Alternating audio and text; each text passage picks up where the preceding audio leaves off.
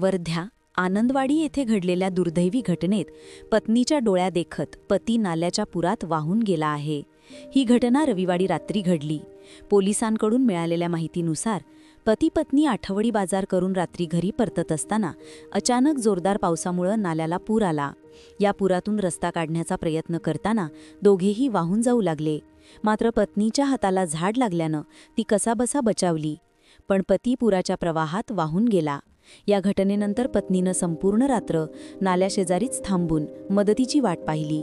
घटनेला 24 तास उलटूनही अद्याप हरवलेल्या पतीचा काहीही पत्ता लागलेला नाही।